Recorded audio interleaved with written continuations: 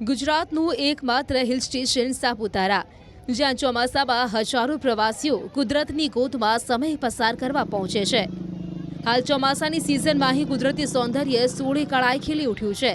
આકાશનું જાણી ધરતી સાથે મિલન થતું હોય તેવા આહલાદક દ્રશ્યો સામે આવ્યા છે, જેને જોઈને તમને 100% સાપુતારા જવાનું મન થઈ જશે. 2 દિવસે સાપુતારામાં રોકાયા છે. અહીંયા ખૂબ જ મસ્ત વેધર છે. તમે પાછળ જોઈ જ શકો છો કે વેધર કેટલું મસ્ત છે. અહીંયા બહુ બધી જગ્યા પર ફરવાની છે. સાપુતારામાં સનસેટ પોઈન્ટ, ટેબલ પોઈન્ટ, બોટનિંગ માટે પણ સરસ છે. અમે ટેન્ટમાં રોકાયા હતા, ત્યાંથી પણ ખૂબ જ સરસ વ્યૂ હતું. અમે અહીંયા આવ્યા છે, તમે પણ અહીંયા આવો. અહીંયા ખૂબ જ સરસ અત્યારનું વેધર છે. તમે આવશો, તમને પણ મજા આવશે. અમે આવ્યા છે, અમને પણ મજા આવી છે. ધુમ્મસથી ઢંકાયેલા પહાડો, હરિયાળીથી ભરાયેલા રસ્તાઓ અને એ જ રસ્તા પર વાહનોની કિલોમીટર લાંબી કતારો. સાપુતારામાં પ્રવાસીઓની ભીડ ઉમટી પડતા ટ્રાફિકની સમસ્યા પણ ઊભી થઈ છે. કરોડોના વિકાસના દાવા વચ્ચે પ્રવાસીઓ કલાકો સુધી ટ્રાફિકમાં અટવાઈ રહ્યા છે. સાપુતારામાં પાર્કિંગની અછત અને જાહેર સ્થળો પર થયેલા દબાણના કારણે ટ્રાફિક વ્યવસ્થા સંપૂર્ણપણે ખોરવાઈ ગઈ છે. કુદરતી સૌંદર્ય માણવા આવેલા પ્રવાસીઓનો કિંમતી સમય હવે ટ્રાફિક જામમાં જ પસાર થઈ રહ્યો છે. રાજ્ય સરકારે પ્રવાસન વિકાસ માટે કરોડો રૂપિયાના ખર્ચના દાવા કર્યા છે, પરંતુ મેદાન પરની હકીકત કંઈક જુદી જ તસવીર રજૂ કરે છે. મોન્સૂન ફેસ્ટિવલ શરૂ થાય તે પહેલા જ ટ્રાફિક વ્યવસ્થા ભાંગી પડી છે. ટ્રાફિકની પૂરતી વ્યવસ્થા ન હોવાના કારણે પ્રવાસીઓ ભારે હાલાકી ભોગવી રહ્યા છે. હવે સૌથી મોટો સવાલ એ છે કે જ્યારે પ્રવાસનને પ્રોત્સાહન આપવા કરોડો રૂપિયાનો ખર્ચ કરવામાં આવે છે, ત્યારે પ્રવાસીઓને મૂળભૂત સુવિધાઓ કેમ મળતી નથી? જો હાલત આવી જ રહેશે તો સાપુતારાની સુંદર યાદો કરતાં ટ્રાફિકનો ત્રાસ જ પ્રવાસીઓના મનમાં વધુ રહી જશે. મોન્સૂન સિઝનમાં પ્રવાસીઓની સંખ્યા હજુ વધવાની છે, ત્યારે તંત્ર સમયસર ટ્રાફિક અને પાર્કિંગની સમસ્યાનો ઉકેલ લાવે છે કે નહીં તે જોવું રહ્યું. तो यहाँ हमने सुबह से बहुत इंजॉय किया सापुतारा में.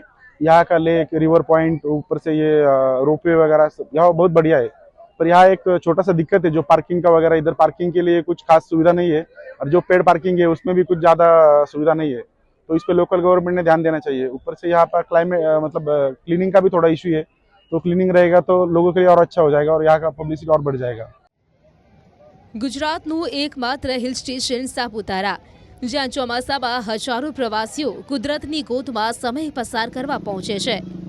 હાલ ચોમાસાની સિઝનમાં અહીં કુદરતી સૌંદર્ય સોળે કળાએ ખીલી ઉઠ્યું છે.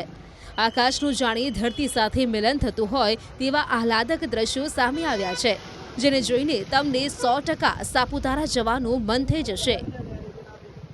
2 દિવસે સાપુતારામાં રોકાયા છે. અહીંયા ખૂબ જ મસ્ત વેધર છે.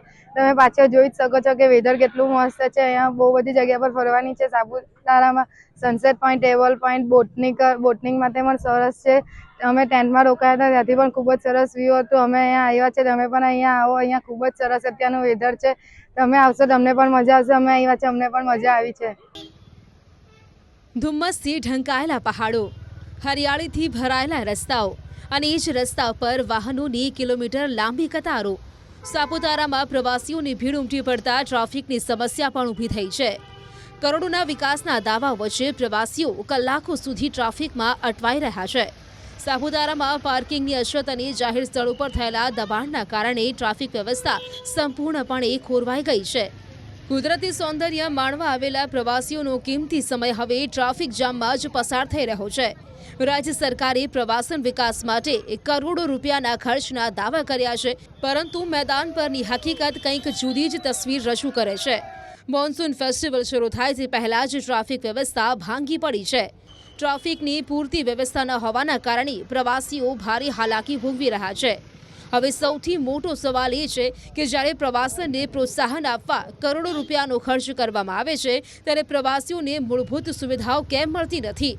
જો હાલત આવી જ રહેશે તો સાપુતારાની સુંદર યાદો કરતાં ટ્રાફિકનો ત્રાસ જ પ્રવાસીઓના મનમાં વધુ રહી જશે. મોન્સૂન સિઝનમાં પ્રવાસીઓની સંખ્યા હજુ વધવાની છે, ત્યારે તંત્ર સમયસર ટ્રાફિક અને પાર્કિંગની સમસ્યાનો ઉકેલ લાવે છે કે નહીં તે જોવું રહ્યું. तो यहाँ हमने सुबह से बहुत इंजॉय किया सापुतारा में. यहाँ का लेक, रिवर पॉइंट, ऊपर से ये रोपवे वगैरह यहाँ बहुत बढ़िया है. पर यहाँ एक छोटा सा दिक्कत है, जो पार्किंग का वगैरह, इधर पार्किंग के लिए कुछ खास सुविधा नहीं है, और जो पेड पार्किंग है उसमें भी कुछ ज़्यादा सुविधा नहीं है. तो इस पे लोकल गवर्नमेंट ने ध्यान देना चाहिए। ऊपर से यहाँ पर क्लाइमेट मतलब क्लीनिंग का भी थोड़ा इशू है, तो क्लीनिंग रहेगा तो लोगों के लिए और अच्छा हो जाएगा और यहाँ का पब्लिसिटी और बढ़ जाएगा।